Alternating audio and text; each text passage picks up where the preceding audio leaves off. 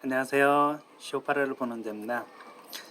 이번 시간에는 우리가 특히 젊음을 가지고 있고 건강을 가지고 있고 또는 내가 어떤 물질에 있어서 충분히 여유가 있다라고 생각하는 그 시점에서 그래서 나는 어, 그리고 또 나는 소위 지식이 많다라고 그렇게 지식이 많다라고 여유를 가지고 있을 때 그럴 때 어, 내가 내 삶에 속아버릴 수 있는 그런 내용들이 있어서 그 내용을 함께 나눠보고자 합니다. 이게 어떤 말이냐면요, 우리가 유비무환이라는 말이 있습니다. 미리 준비함으로써 어떤 장차 올 어떤 두려움에 대해서 염려하지 않아도 된다는 거죠. 그래서 이걸 조금 표현을 바꾼다면 미리 준비한 자에게는 두려울 게 없다라고 생각할 수 있습니다. 미리 준비하는 거예요. 유비무환의 그 뜻이. 그럼 그 미리 준비하는 그 시점은 어느 시점이겠습니까? 고난이 오지 않는 시점에서 고난이 있기 이전에 준비를 해야 된다는 겁니다. 고난이 있기 전에 준비를 하되 그 준비됐던 것이 고난의 시간에서 유용하게 써먹는다는 거죠. 그래서 개미와 배짱이의 이야기를 보면 이 이야기는 단순한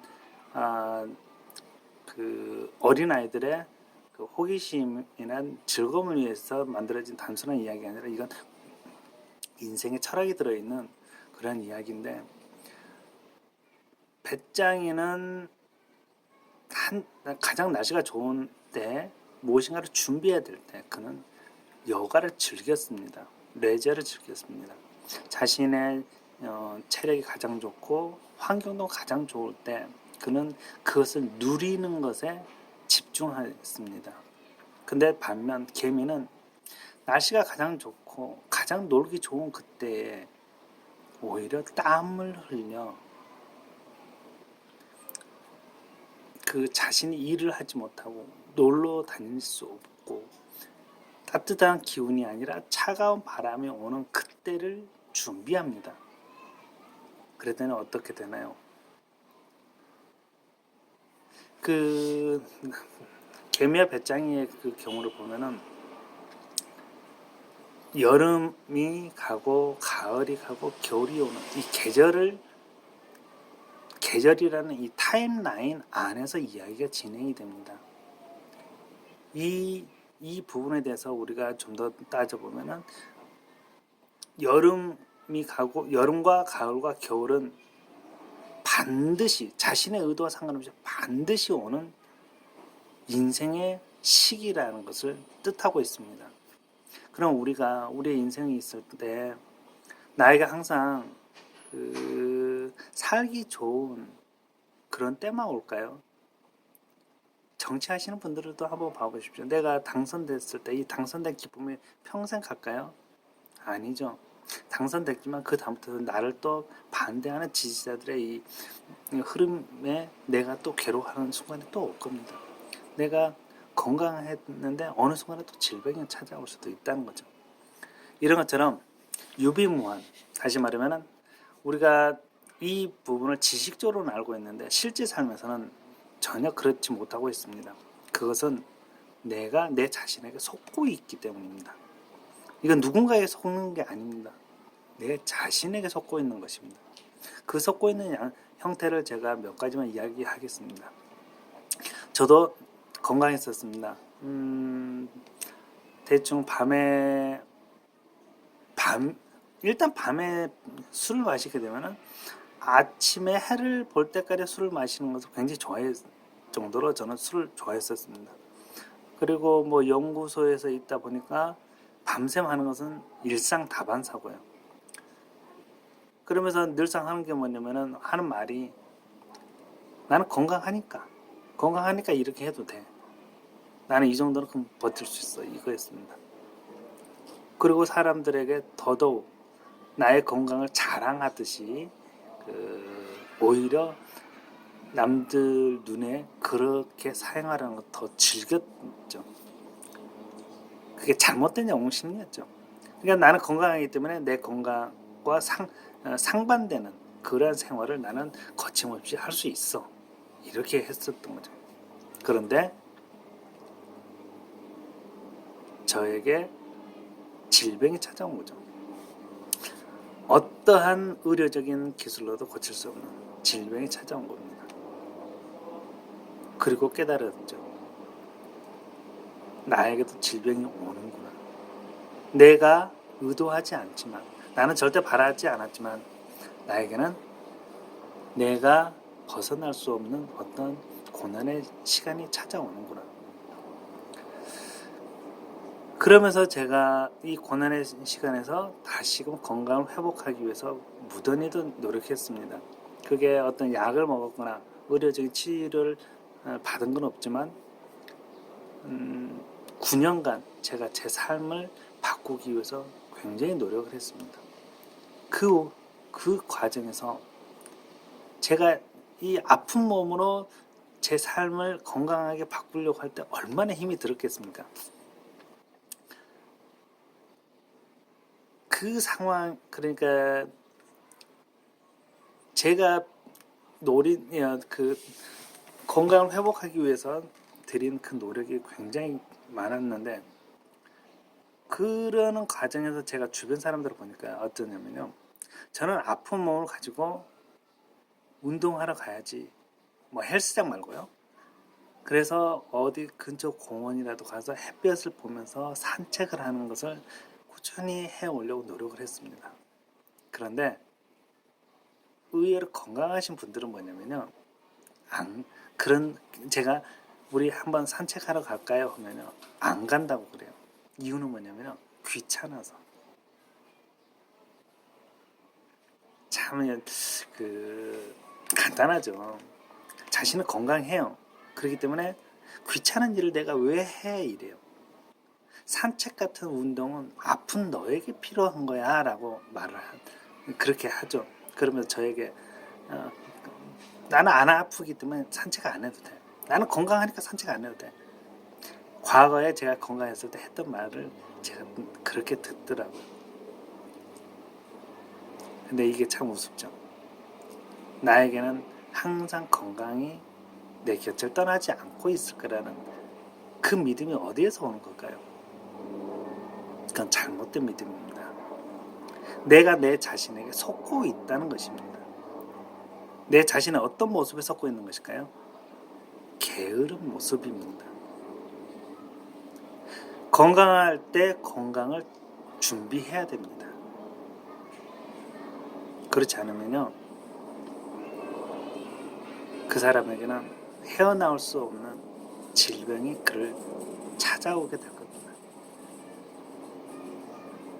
그리고 나에게 돈이 있을 때 그 돈으로 나만 누리고 나만 배불리 먹는 이 삶을 사는 경우가 많이 있습니다.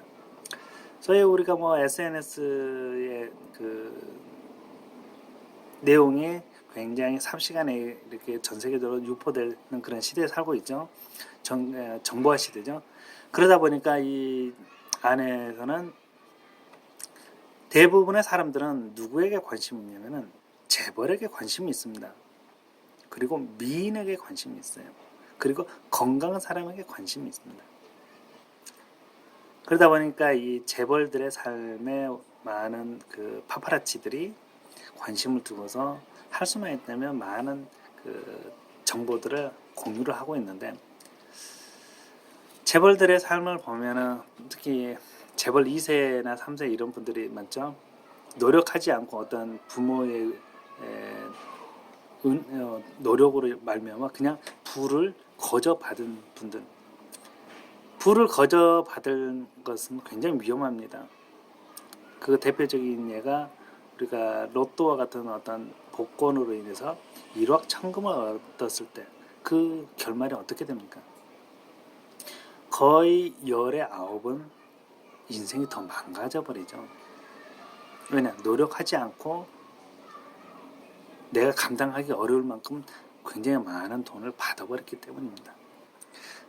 그래서 재벌가 분들의 모습을 보면 그런 돈들을 자기 자신을 씁니다. 로또에 당첨된 분들도 마찬가지입니다. 자기 자신을 위해서 씁니다. 술을 먹고 흥청망청 맨날 파티를 열고, 그리고 그 카지노에 가가지고 막 돈놀이를 합니다. 자기 자신을 살아도 그 돈이 영원토록 있을 것처럼 느끼기 때문이겠죠. 그런데 어떻게 되나요? 그 돈이 영원하나요? 언젠가는 자신의 통장이 말라버릴 때가 오지 않겠습니까? 그런데 자기가 돈이 많을 때 자기 자신만을 즐겁게 하고 자기 자신의 배를 채우는 데만 사용했던 사람은 그 돈이 고갈되고 났을 때는, 소진되고 났을 때는 어느 누구도 그를 도와주는 이가 없습니다.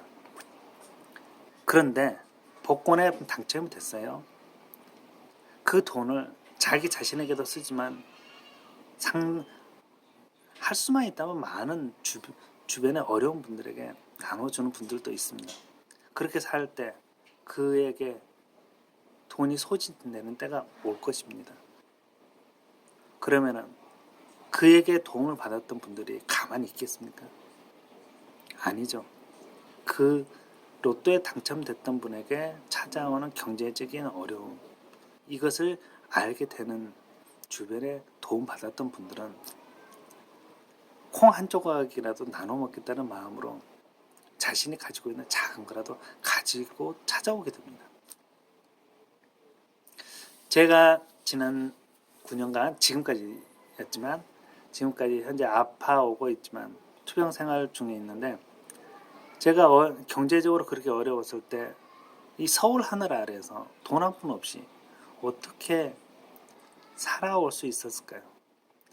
어떤 분들은 되게 혹자는 가족들이 도와줬겠지라고 생각할 수 있습니다. 근데 희한하게요, 제 인생이 이게 굉장히 스펙타클하게 흘러가게끔 이렇게 계획이 된 것 같아요.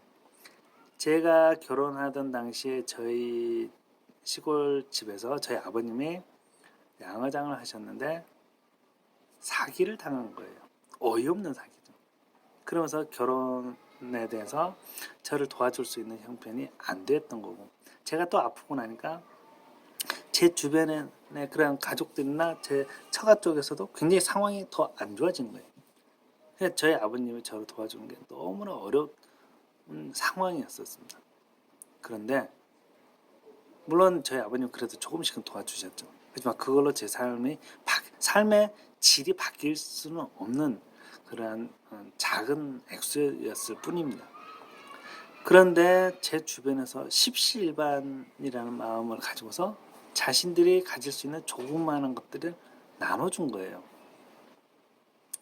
어떤 분들은 여름철에 상추를 비닐봉지에 한가득 따서 본인들 먹을 분량과 저희가 먹을 수 있는 분량을 따로 떼서 저희 집 문고리에 걸어두고 조용히 가시기도 하고, 우유를 걸어놓고 가시기도 하고, 돈 5만 원을 주시기도 하고, 이런 식인 거예요. 요즘 세상에 돈 5만 원은 하루 외식비도 안 되는 수준의 상황이죠. 그렇지만 또 많으면 많은 것이고, 그렇지만 저는 그 액수의 크고 적음을 떠나서 내가 경제적인 상황에 어려움을 처했을 때 나를 도와줄 수 있는 도움의 손길이 있느냐, 이걸 저는 말씀드리고 싶습니다. 내가 나 자신을 위해서 산다면 내가 진정 어려운 순간이 다가왔을 때 어느 누구도 나를 도와주려고 하지 않는다는 거죠. 왜냐? 내가 여유 있을 때 그들을 외면했기 때문입니다. 그들이 고통받고 있을 때 내가 외면했기 때문입니다. 그런데 그들이 고통받고 있을 때 내가 외면하지 않고 그들의 고통하는 것에 내가 같이 동참함으로써 내가 그들에게 나의 여유로움을 그들에게 나눠주면은 그 나로부터 여유로움을 받은 이는 잊어버리지 않는다는 거죠. 그리고서 내가 어려움에 처할 때 그들의 기억 속에는 나에게 받았던 그 나에게 여유를 받았던 그때를 회상하게 되면서 나를 도와주는 그런 계기가 마련되지 않는가 싶습니다. 물론 제가 뭐 잘 살았다 이건 아닙니다. 어떤 분들은 저에게 그냥 저를 좋게 봐서 저를 도와주신 분들도 많아요.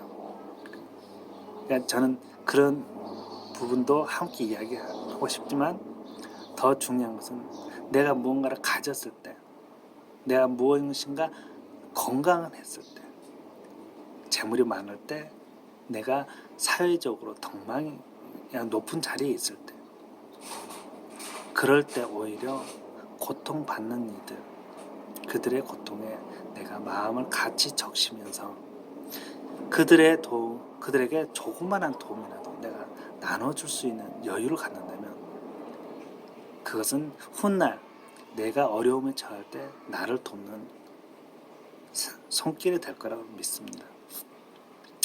그래서 표현을 약간만 바꿔서 쓴다면은 내가 환난을 당할 때, 환난에 처할 때 나를 지켜줄 수 있는 든든한 산성은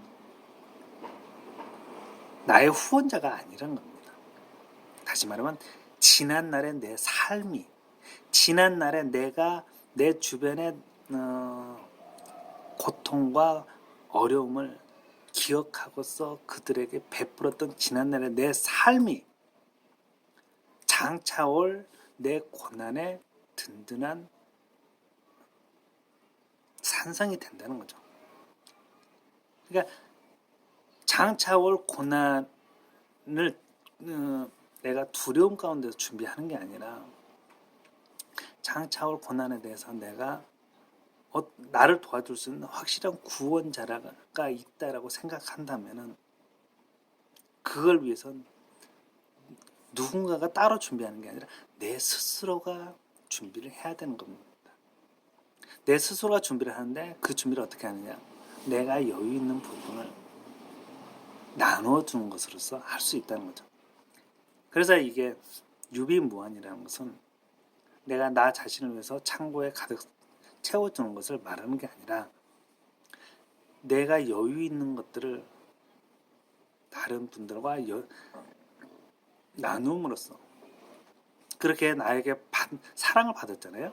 그러면 그 사랑이 그렇지만 내가 나눠준 것을 가지고 다음에 너 꼭 갚어 이래서는 안 되는 겁니다.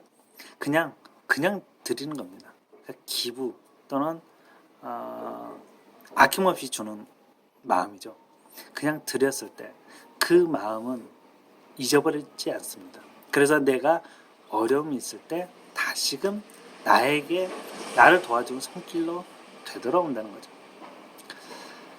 그렇기 때문에 저는 젊은 날에 내 건강을 위해서 내가 스스로 운동을 할 수 있는 그러한 시간적인 할애를 해야 되는 거고, 내가 가진 게 많이 있을 때는 나를 위해 나의 창고에 쌓아두는 게 아니라 내 은행 계좌에 넣어놓는 게 아니라 그 은행이 하루아침에 망해버릴 수도 있어요. 우리 2008년도 서브프라임 모기지론 사태 때 멀쩡한 은행들 몇 개 날라갔지 않습니까? 그것도 글로벌 스케일의 그 대기업들이 은행권이 날라갔거든요. 그래서 은행에 내가 돈을 넣어놨다 해서 안심하시면 안 됩니다. 하루아침에 날아갈 수 있어요. 왜냐하면 은행도 내가 넣은 돈으로 다른 데다가 도박을 하거든요. 이 은행이 하는 도박을 합법적인 도박이기 때문에 다른 말로 뭐라 하냐면 투자라고 합니다. 이 투자에는 뭐가 있습니까? 주식 투자, 펀드 투자 이런 게 있죠. 국민연금이 투자를 했죠. 한마디로 베팅을 한 겁니다. 베팅은 도박이죠. 그랬더니 어떻게 됩니까? 원금 회수가 됐나요? 투자에는 원금 회수란 말이 있을 수가 없습니다.